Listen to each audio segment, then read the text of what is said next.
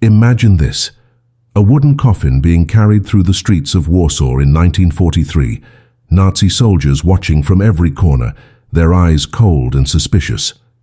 Inside that coffin, beneath a thin layer of cloth, a Jewish child lies perfectly still, fighting every instinct to cry, to move, to breathe too loudly. One sound, one mistake, and both the child and the woman who orchestrated this escape will face execution on the spot. Now imagine that this wasn't just one coffin, one child, one desperate gamble. Imagine this happening 2,500 times, 2,500 children smuggled out of hell in coffins, in toolboxes, in potato sacks, in sedated silence through the sewers beneath the city. And the woman who did it, her name was erased from history for over 50 years while the world celebrated others. This is the story they didn't want you to know. Warsaw, 1939. Before the nightmare, it was a city of light and life, home to the largest Jewish community in Europe outside of New York City. Over 350,000 Jewish people called Warsaw home, living side by side with their Polish neighbors in a bustling metropolis where children played in parks, where families gathered in synagogues, where the smell of fresh bread filled the morning air. Among those who walked these streets was a young Polish social worker named Irena Sendler, a 29-year-old woman with soft features and an iron will forged by her late father, a doctor who had taught her one unshakable principle: if someone is drowning, you give them your hand regardless of their religion or nationality. She had no idea that this principle would soon demand everything from her, including her life. Then came the invasion. September 1st, 1939. The Nazi war machine rolled into Poland with a speed and brutality that shocked the world. Within weeks, Warsaw fell. Within months, the occupation transformed the city into something unrecognizable. The Nazis began their systematic persecution of the Jewish population immediately, stripping away rights, confiscating property, marking people with yellow stars like cattle branded for slaughter. But the true horror was yet to come. In October 1940, the German authorities issued an order that would seal the fate of hundreds of thousands. All Jewish residents of Warsaw were to be relocated into a designated area. They called it a quarantine zone for public health. The world would come to know it by its real name, the Warsaw Ghetto. The ghetto was hell-engineered by bureaucrats. Imagine cramming nearly 500,000 human beings into an area of just 1.3 square miles, surrounded by 10-foot-high walls, topped with barbed wire and broken glass. Families that once lived in comfortable apartments now shared single rooms with 5 or 6 other families. The Nazis provided starvation rations. Officially, each person received 184 calories per day. For context, a single apple contains about 95 calories.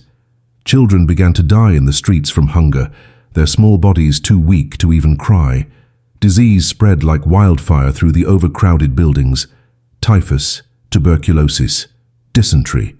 The death rate climbed to over 5,000 people per month.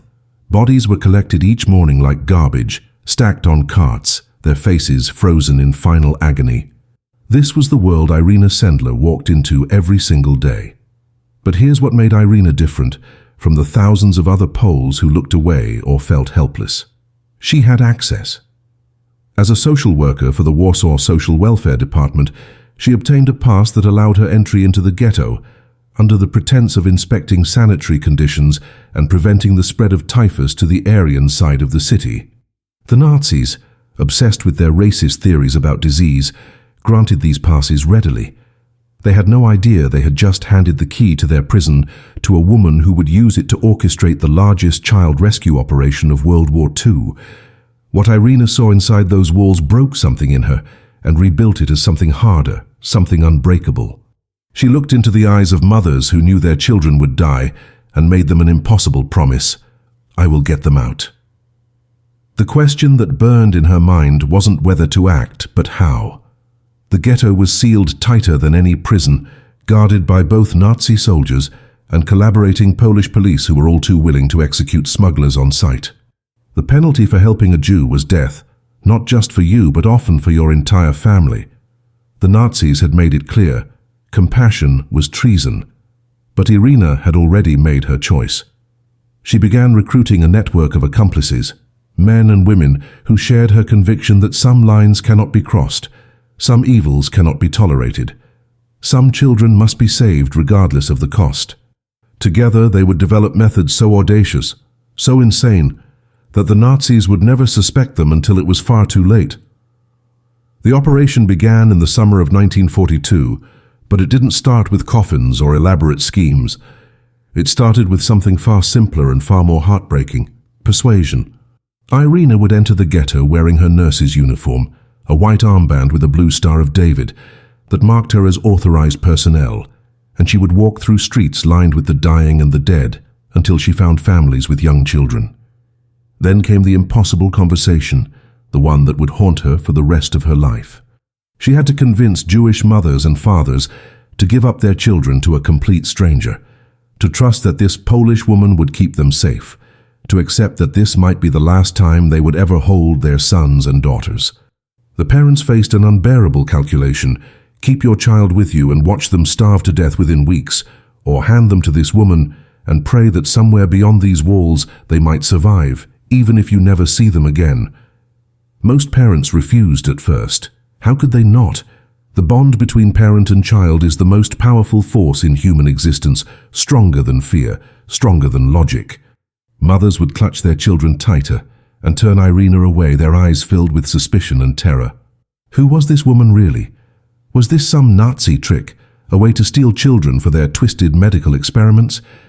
Could they trust a Polish woman when so many of their Polish neighbors had already betrayed them, turned them in for a bag of sugar, or simply out of hatred? But Irena kept returning day after day, building trust one family at a time. She would bring what little food and medicine she could smuggle in, forge documents, news from the outside world. Slowly, agonizingly, some parents began to believe. They began to see that this woman was risking her life not for money or glory, but because she believed their children deserved to live. And so the first children were handed over, their mothers' tears silent, because even grief could attract the attention of guards. The early rescues were almost crude in their simplicity. Irena would sedate infants with small doses of sedatives, hide them in the bottom of her nurse's bag beneath files and medical supplies, and walk straight past the guards at the checkpoint. Her heart would pound so violently she was certain the soldiers could hear it, but she kept her face neutral, bored even, just another social worker doing her tedious rounds. Toddlers were smuggled out in toolboxes carried by workmen, their small bodies curled into impossible positions, told to play the quiet game, told that if they made a single sound, the bad men would catch them. Some children were led through the courthouse that connected the ghetto to the Aryan side, dressed in oversized coats, coached to walk slowly and calmly as if they belonged there. One wrong look, one moment of panic, and it would all be over. But as the deportations to Treblinka death camp accelerated in the summer of 1942, as the Nazis began systematically emptying the ghetto and shipping its inhabitants to the gas chambers, Irena knew that these small-scale methods wouldn't be enough. The urgency became suffocating. Thousands of children needed to be saved, and they needed to be saved now, before the trains took them to a place from which no one returned. She needed bigger, bolder methods, ways to move multiple children at once. That's when her network expanded and the truly audacious plans began. She recruited ambulance drivers who would hide children in the ambulance's hidden compartments, beneath stretchers, inside body bags marked as typhus victims that no soldier wanted to inspect too closely. She coordinated with the city's sanitation department to use garbage trucks, where children would hide among the refuse, breathing through small air holes, enduring the stench and filth because it meant survival. And then came the method that would become the symbol of her operation's desperate genius: the coffins.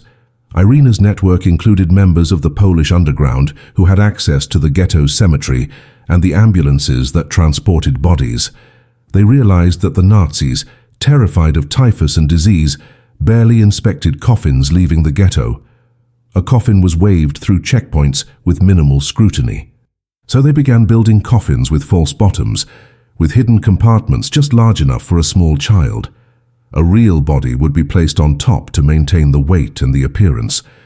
Below, in darkness and terror, a living child would lie perfectly still, fighting every natural instinct, knowing that the wooden box around them was both their coffin and their salvation. Irena would stand at the checkpoint, paperwork in hand, watching as her precious cargo passed within feet of armed guards who had no idea they were letting life slip through their fingers while they guarded death. The system Irena built was far more than just smuggling routes and hiding places. It was an entire underground railroad that required precision, secrecy, and the cooperation of dozens of people who were all gambling their lives on a single principle: these children must survive. Once a child was successfully smuggled out of the ghetto, the real work began. They couldn't simply be released onto the streets of Warsaw. A Jewish child wandering alone would be reported within hours, captured and executed, along with whoever had helped them. Irena needed safe houses, false identities, and most critically, she needed Christian families and institutions willing to hide Jewish children for months or even years. She turned to the network she had been quietly building since the occupation began: Catholic convents, orphanages, and sympathetic Polish families who understood that their faith demanded action, not just prayer. The nuns became her most reliable allies, women who had taken vows of service to God and interpreted those vows to mean protecting the innocent, regardless of the consequences. Convents across Warsaw and the surrounding countryside opened their doors to Jewish children, hiding them among their orphans and refugees. The children were given new names, Christian names that would appear on forged birth certificates and baptismal records. Sarah became Sophia. David became Dominic. They were taught Catholic prayers and rituals, how to cross themselves, how to recite the Our Father without hesitation, because a single mistake in front of the wrong person could unravel everything. Some of these children were so young they would eventually forget their real names, forget their parents' faces, forget they were ever Jewish at all. Irena understood this tragedy, but accepted it as the price of survival. Better a child who forgets their past than a child who has no future. But Irena did something that revealed the full scope of her remarkable character, something that would ultimately lead to both her greatest achievement and her most terrible suffering. She kept records. Every single child who passed through her network had their true identity documented: their real name, their parents' names, their original address in the ghetto. She wrote these details on thin strips of tissue paper in tiny, cramped handwriting, using a code that only she and her closest associates could decipher. Then she sealed these strips in glass jars and buried them beneath an apple tree in her friend's garden on the outskirts of Warsaw. This was an act of staggering hope and equally staggering risk. If the Nazis discovered these jars, they would have a complete map to every hidden child, every safe house, every collaborator. The entire network would collapse in a single day of mass executions. But Irena believed with absolute certainty that the war would end, that Poland would be free again, and that these children deserved the chance to know who they really were, to find any surviving family members, to reclaim the identities that had been stolen from them. The operation's scale grew throughout 1942 and into 1943. What had started as individual rescues became something closer to an assembly line of salvation. Irena worked 18-hour days, moving between the ghetto and the safe houses, coordinating pickups and deliveries like a general commanding an army. Her core team grew to include about 24 people, each with specialized roles: forgers who created false documents, drivers who transported children, liaisons who communicated with the convents, lookouts who monitored Nazi patrol patterns. They developed signals and codes. A certain way of arranging flowers in a window meant it was safe to proceed. A chalk mark on a fence meant danger and abort the mission. Every detail mattered, because a single error would lead not just to death but to torture, interrogation, and the exposure of the entire network. The psychological toll was immense. Irena lived every moment knowing that she carried the lives of thousands in her hands. She couldn't sleep without seeing the faces of the children she had saved, and the faces of those she couldn't reach in time. She watched the ghetto shrink as the deportations continued. Entire apartment blocks emptied overnight, their residents packed into cattle cars bound for Treblinka. She knew that for every child she pulled from those walls, hundreds more were being fed into the Nazi death machine. The guilt of survival, The guilt of selection haunted her. Why this child and not that one? Why could she only save a fraction when all of them deserved to live? But she pushed forward because stopping meant accepting defeat, and accepting defeat meant accepting that evil had won. By the time the Warsaw Ghetto uprising erupted in April 1943, Irena Sendler had saved approximately 2,500 children from certain death, though she would never use the word saved. She would always say she had simply done what any decent person would do, as if risking torture and execution were ordinary acts of human kindness. The Gestapo came for her on October 20th, 1943. It was early morning, that grey hour before dawn when the world is still and silent, the time the Nazis preferred for arrests because resistance was minimal and witnesses were few. Irena was at home when she heard the heavy boots on the stairs, the aggressive pounding on her door that could only mean one thing. She had prepared for this moment, rehearsed it in her mind 1,000 times, but nothing could truly prepare someone for the reality of Nazi interrogators at your threshold. She opened the door to find several Gestapo agents, their faces cold and professional, their hands already reaching for her. They tore through her apartment, searching for evidence, for names, for the lists they suspected she kept. They found nothing. The jars were buried safely in the garden, and Irena had been too careful to keep anything incriminating in her home. But they didn't need evidence. Someone had informed on her, betrayed her for reasons she would never fully understand. Perhaps it was money. Perhaps it was coercion. Perhaps it was simply the banality of evil that turned neighbors into executioners. They took her to Pawiak prison, the most feared address in occupied Warsaw, a place where screams echoed through stone corridors and hope went to die. For the first few days they kept her in solitary confinement, a psychological tactic designed to break prisoners before the physical interrogation even began. In that darkness, Irena had time to think about everything she had done and everything that would be lost if she broke. She knew the names of every family hiding Jewish children. She knew the locations of safe houses across Warsaw and beyond. She knew the identities of her collaborators, good people who had risked everything because she had asked them to. If the Gestapo extracted this information, hundreds would die, and 2,500 children would be discovered and sent to their deaths. The weight of this knowledge was more terrifying than any torture they could devise, and she knew the torture was coming. Then the interrogations began, and they were worse than anything her imagination had conjured. The Gestapo were experts in inflicting pain, and they employed their expertise with methodical precision. They beat her with clubs and iron bars, focusing on her legs and feet, breaking bones with calculated strikes. They wanted her crippled but conscious, suffering but able to speak.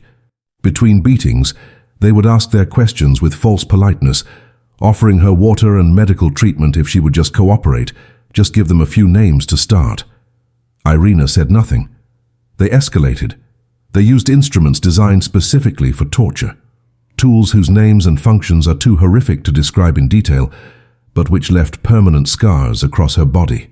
They broke her feet and legs so badly that she would never walk properly again, that she would need crutches and canes for the remaining 70 years of her life. Still, she said nothing. She endured sessions that lasted hours, that left her unconscious, that brought her to the edge of death. And every time she woke up back in her cell, every time the pain crashed over her in waves, she thought about those children, and she kept their secrets locked behind her broken teeth. The Gestapo interrogators were baffled and enraged by her resistance. Most prisoners broke within days, sometimes within hours. But this Polish woman, this social worker who should have been weak and compliant, was proving more difficult than hardened resistance fighters. They sentenced her to death. The execution was scheduled, the paperwork processed with German efficiency. Irena was placed in a cell with other condemned prisoners, women who would be shot at dawn. She made peace with her death, writing farewell letters in her mind to her family, to her collaborators, to the children whose names she carried like precious jewels in the vault of her memory. She had succeeded in the only mission that mattered. She had not betrayed them. If she could die with that knowledge, if that could be her final act, then perhaps her life had meant something after all. But the Polish underground had not abandoned her. Zegota, the Polish council to aid Jews, had been monitoring her situation and recognized that her execution would be catastrophic, not just morally, but operationally. She was irreplaceable, and the rescue network still needed her. They made contact with a guard at Pawiak prison, a man whose conscience had not yet been entirely destroyed by the occupation, whose price for betraying his Nazi employers was high but negotiable. Zagota scraped together an enormous bribe, money that could have saved dozens of other lives, and offered it along with forged documents that would allow the guard to disappear after the deed was done. On the morning Irena was scheduled to be executed, as she was being led down the corridor toward the courtyard where the firing squad waited, the guard pulled her aside at the last moment, thrust the forged papers into her hands, and told her to run. She limped out of Pawiak prison on her shattered legs, every step agony, convinced that at any second she would hear the gunshot that would end her escape. But the shot never came. She made it to a safe house, barely conscious from pain and shock, and disappeared into the underground network she had helped create. Irena Sendler was now a ghost, a woman officially listed as executed by the Gestapo, her name appearing on the public notices of those shot at Pawiak prison. The Nazis believed she was dead, buried in some unmarked grave, her secrets taken to oblivion. This belief was her greatest protection. She assumed a false identity, moving through Warsaw under the name Klara Dąbrowska, a widow who walked with a pronounced limp and kept to herself. The injuries from her torture meant she could barely move without assistance, her legs swollen and infected, bones that had been broken now healing crookedly without proper medical care. Every step was a reminder of what the Gestapo had done to her, and every step was also a reminder of why she had endured it. The children were still hidden, still safe, and she was still alive to protect their secret. But being alive and being free to act were two different things. Irena's physical condition made it impossible for her to continue the active rescue operations she had led before her arrest. The ghetto itself was gone, destroyed in the aftermath of the uprising in 1943, its remaining inhabitants either killed in the fighting or deported to death camps. The walls that had imprisoned hundreds of thousands now enclosed only rubble and memories. Yet the danger to the hidden children had not diminished. The Nazis were becoming more desperate and more thorough in their hunt for Jews as the war turned against them. Raids on convents and orphanages increased. Informants were everywhere, motivated by fear or greed or hatred. The children who had been placed in safe houses years earlier were growing older, becoming harder to control, more likely to make mistakes that could expose their true identities. Some were beginning to ask questions about their past, about the parents they dimly remembered, about why they looked different from the other children in their hiding places. Irena's network had to adapt without her direct leadership.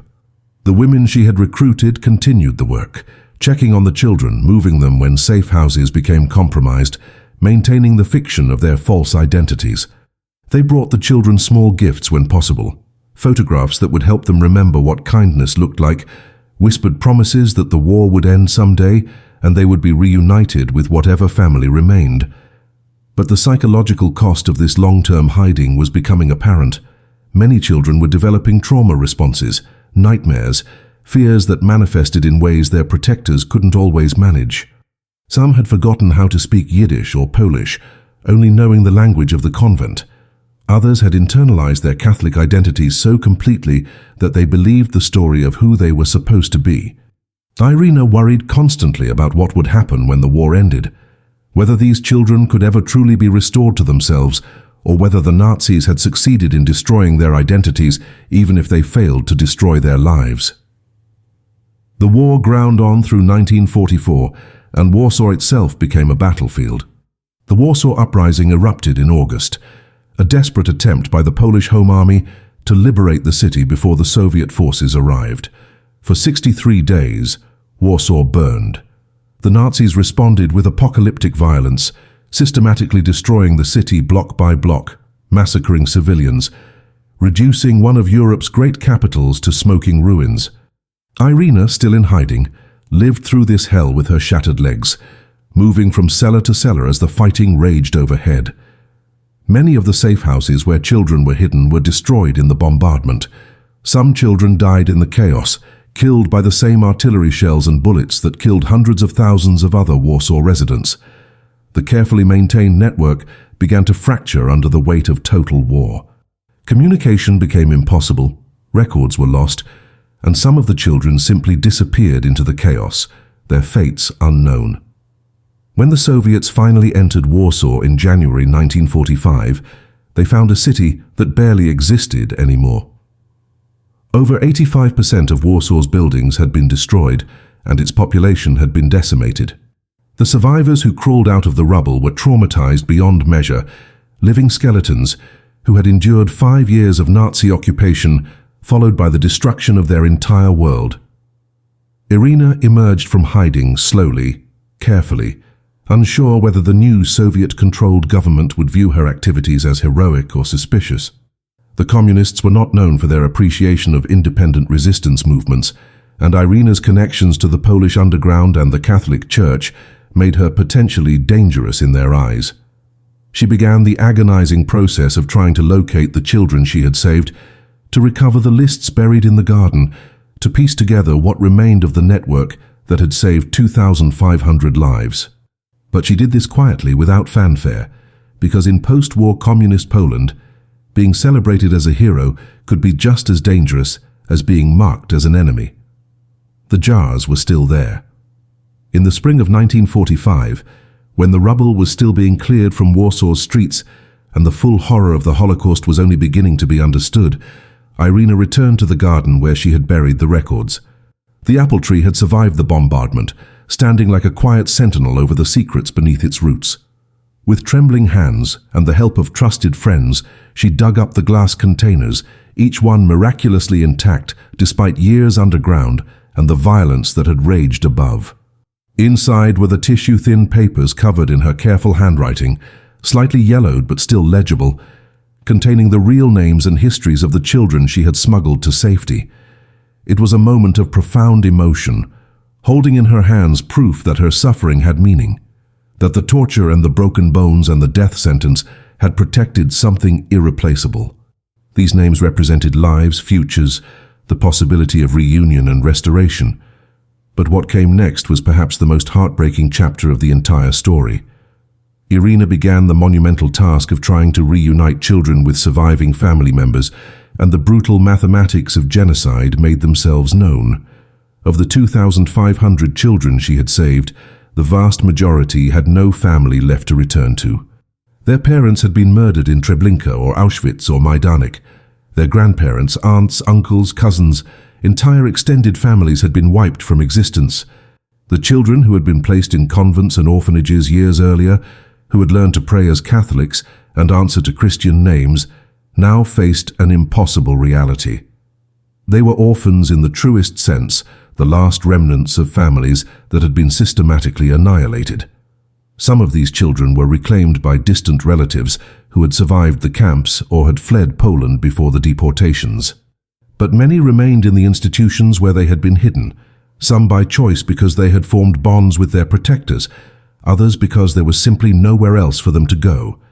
The emotional toll of these reunification attempts was devastating for everyone involved. Imagine being a child who had spent 3 or 4 years believing you were someone else, only to be told that your entire identity was a fiction, that your real parents were dead, that the name you answered to wasn't actually yours. Some children refused to believe it, clinging to the false identities that had become real through repetition and time. Others experienced profound trauma at learning the truth, grief delayed by years finally crashing down on young minds that had no framework to process such loss. Irena met with as many of these children as she could, trying to explain why she had done what she did, trying to help them understand that the deception had been an act of love, not cruelty. But what words could possibly comfort a 10-year-old child learning that their parents had been murdered while they were hidden away, unaware, safe, but utterly alone? The political situation in Poland made everything more complicated. The Soviet-backed communist government that took control after the war was deeply suspicious of anyone with connections to the Polish underground resistance or to Western organizations. Irena's work had been supported by Zegota, which had ties to the Polish government in exile in London, making her politically suspect. The new regime preferred to celebrate Soviet heroes and minimize the contributions of Polish resistance movements that didn't align with communist ideology. There were also ugly currents of anti-Semitism that persisted in Poland even after the Holocaust, resentment toward Jewish survivors who tried to reclaim property, violence that erupted in pogroms like the one in Kielce in 1946, where dozens of Holocaust survivors were murdered by Polish mobs. In this hostile environment, Irena couldn't publicly celebrate or even fully document what she had accomplished.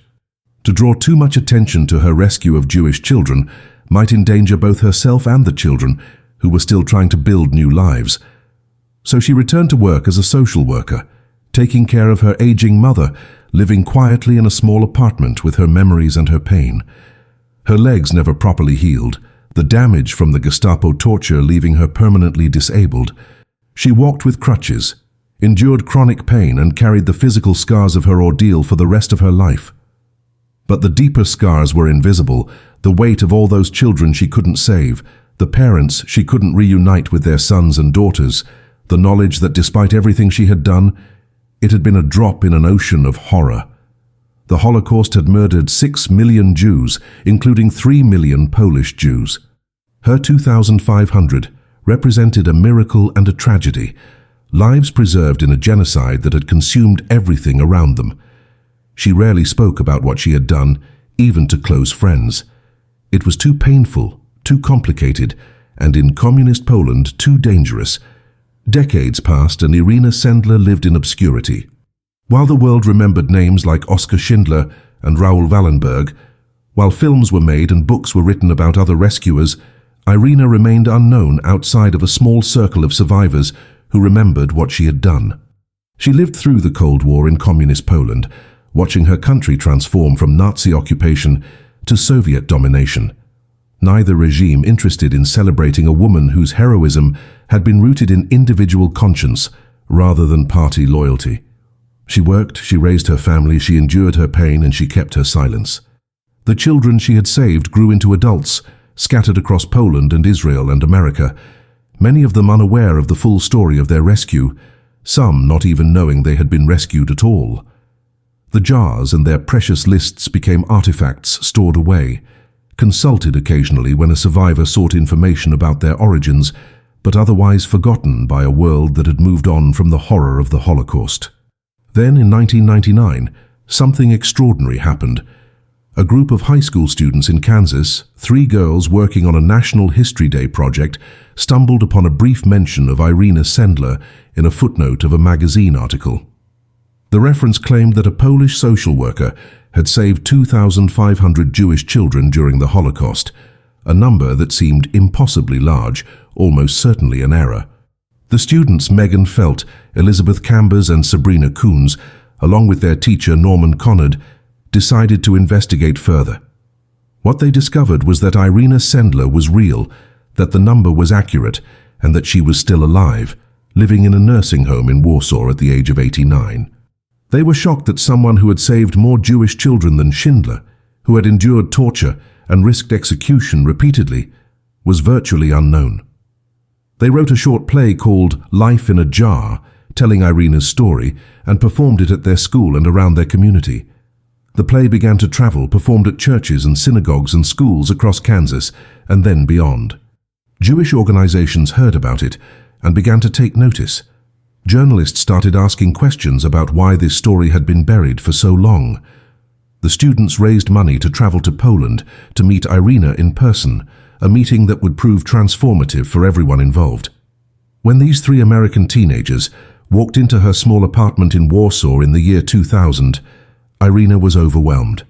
She had lived for 55 years believing that her story didn't matter, that she had simply done what anyone would have done, that the world had rightly forgotten her because she had failed to save more.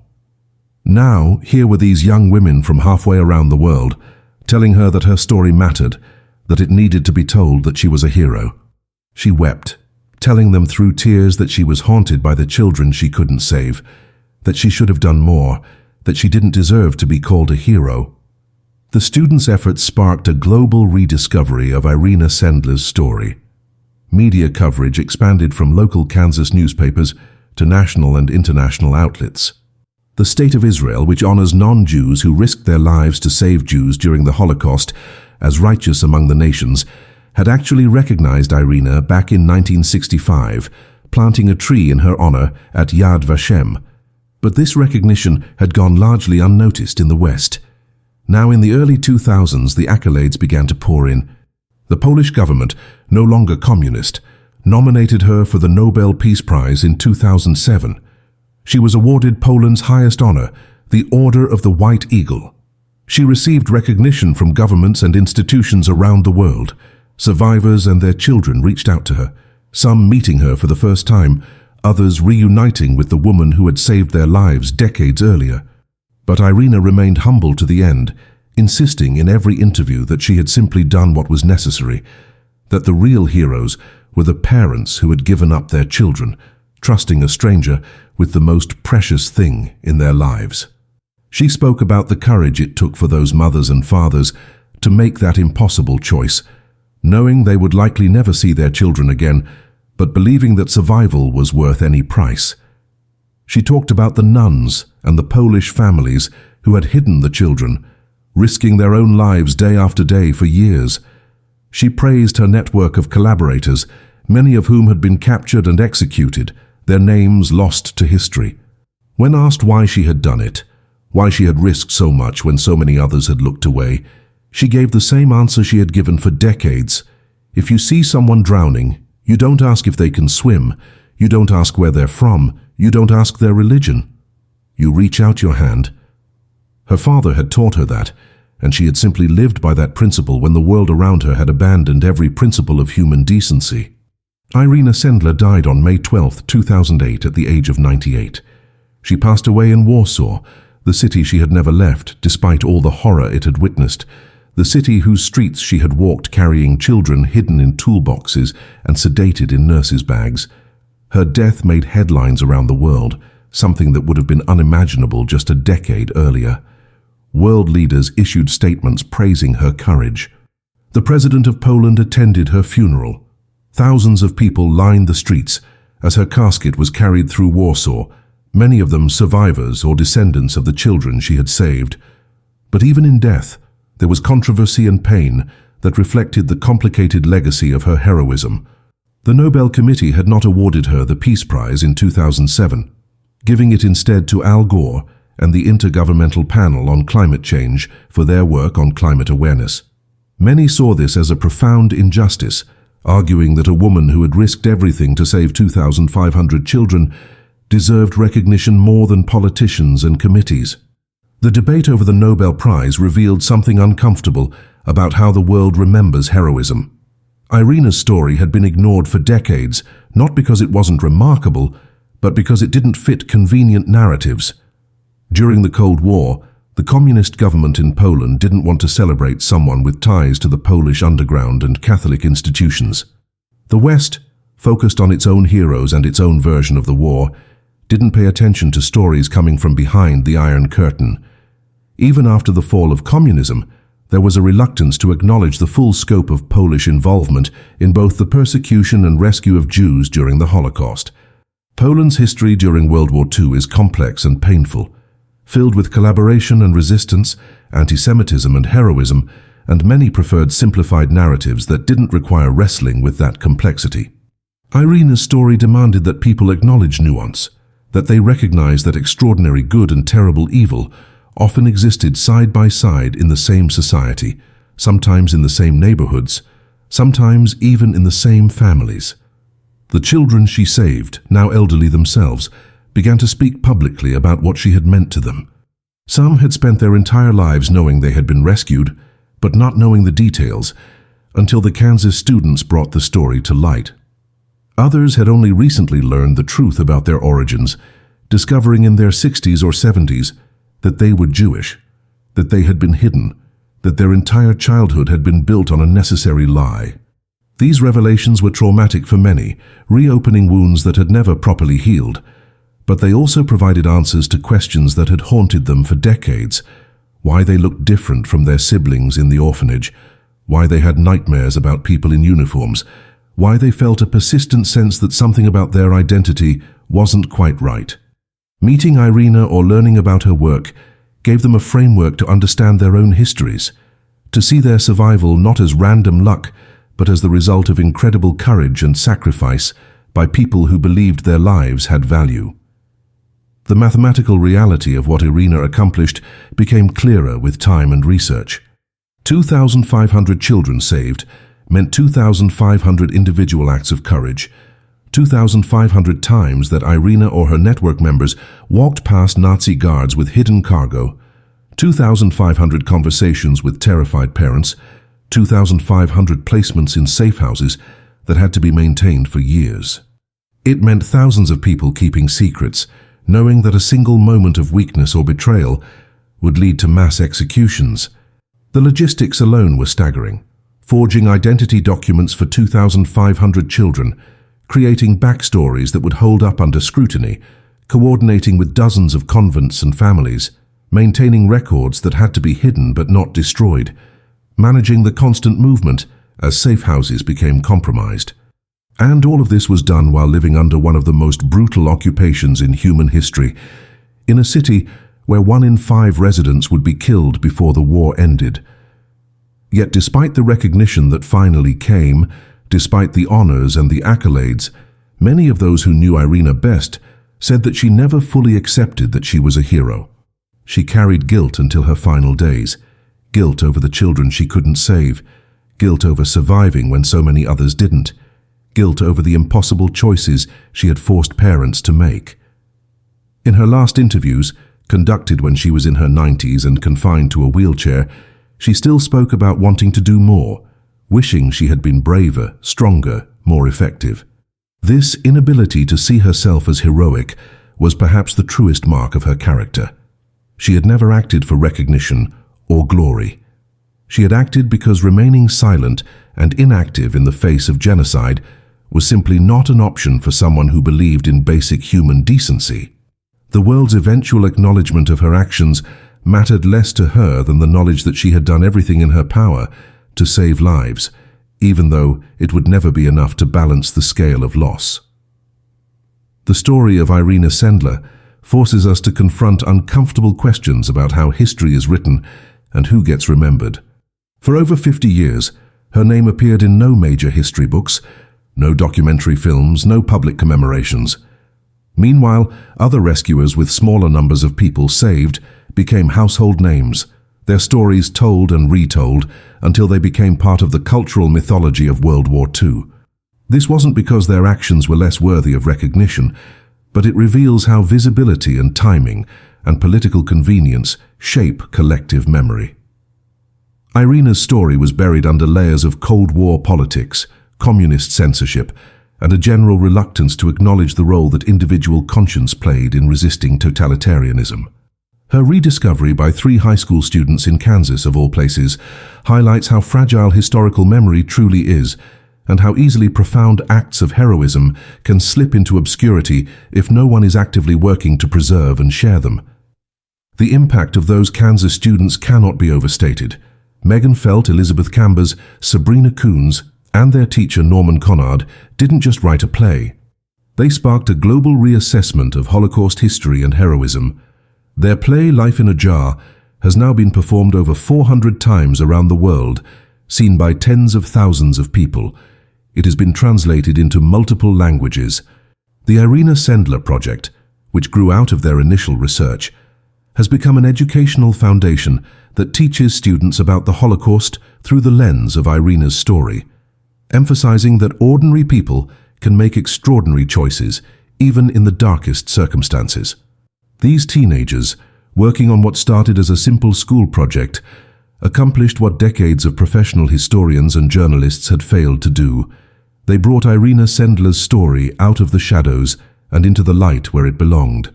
The lessons of Irena's life extend far beyond World War II history. Her story is a masterclass in moral courage, in the difference between passive sympathy and active resistance.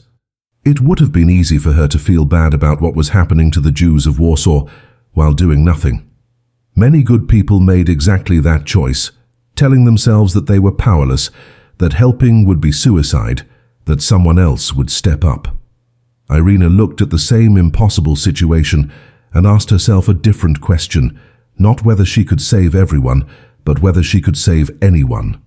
She started with one child, then another, building momentum until she had created a network that saved thousands. This incremental approach to overwhelming evil is perhaps her most important legacy. She didn't wait for perfect conditions or guaranteed success. She acted with whatever resources she had available, adapted when methods failed, and refused to let the impossibility of complete victory prevent her from achieving partial victory. Her physical courage was matched by her moral courage. The torture she endured at Pawiak prison, the permanent disability that resulted, the death sentence she faced, all of these pale in comparison to the daily courage it took to look parents in the eye and ask them to give up their children. That psychological burden, the weight of those impossible conversations, the knowledge that she was asking for a sacrifice that would haunt these parents for whatever remained of their short lives, required a different kind of strength. She had to live with the grief of the parents who refused her help and watched their children die. She had to live with the grief of the parents who accepted her help and were then murdered in the camps, never knowing if their children survived. She had to live with being unable to save more, with the arithmetic of genocide that made her 2,500 rescues simultaneously miraculous and utterly inadequate. The question that lingers after learning Irena's story is perhaps the most important one. What would you have done? It's easy to imagine ourselves as heroes when we're safe in our homes, reading about history from a comfortable distance. But Irena's story strips away that comfort. She wasn't superhuman. She was a social worker, a daughter, a friend, someone with fears and doubts and the same instinct for self-preservation that all humans possess. What separated her from the thousands of others who did nothing wasn't some special quality she was born with. It was a choice made repeatedly every single day to prioritize other people's lives over her own safety. That choice is available to everyone in every era when faced with injustice. The specific circumstances change, but the fundamental question remains. When you see someone drowning, when you witness evil, when you have the opportunity to help, even if it costs you something, what will you choose? Irena Sendler chose action over comfort, courage over safety, and 2,500 children lived because of it. Today, Irena Sendler's legacy lives on in ways both tangible and intangible. There are schools named after her in Poland, Israel, and the United States. There are monuments and plaques marking the places where she worked, where she was tortured, where she lived out her final years. The tree planted in her honor at Yad Vashem in Jerusalem stands among thousands of other trees representing the righteous among the nations. But hers has become a pilgrimage site for those who understand the scale of what she accomplished. Museums feature exhibits about her rescue network, displaying photographs of the children she saved, some of them smiling in their new identities, unaware of the danger they had escaped. The glass jars that held those precious lists of names are now preserved as historical artifacts, testimony to her faith that the truth would matter, that identity would matter, that these children deserved to know who they really were, even if it took decades for that knowledge to be restored. But perhaps the most powerful part of her legacy is genetic and exponential. Those 2,500 children grew up, and many of them had children of their own, who had children of their own. Estimates suggest that because of Irena Sendler's actions, there are now over 10,000 people alive today who wouldn't exist if she had chosen safety over courage. 10,000 lives, 10,000 families, 10,000 futures that were made possible because one woman decided that indifference to evil was itself a form of evil. These descendants live around the world, many of them unaware of the full story of their survival, others actively working to preserve and share Irena's legacy. Some have become teachers, doctors, artists, parents, contributing to the world in ways both large and small, each life a repudiation of the Nazi attempt to erase the Jewish people from existence. The contrast between Irena's decades of obscurity and her eventual recognition reveals something troubling about how societies choose their heroes. We often celebrate people who operate within systems of power, who achieve recognition through official channels, whose heroism is documented and sanctioned by institutions. But Irena's heroism was subversive, operating outside official structures, directly opposing the most powerful military machine in the world at that time. Her heroism threatened both the Nazi occupation and later the communist government that preferred heroes who fit their ideological narratives. This pattern repeats throughout history. The most courageous acts often go unrecognized in their time because they challenge the status quo, because they make powerful people uncomfortable, because they reveal how many others chose cowardice when courage was needed.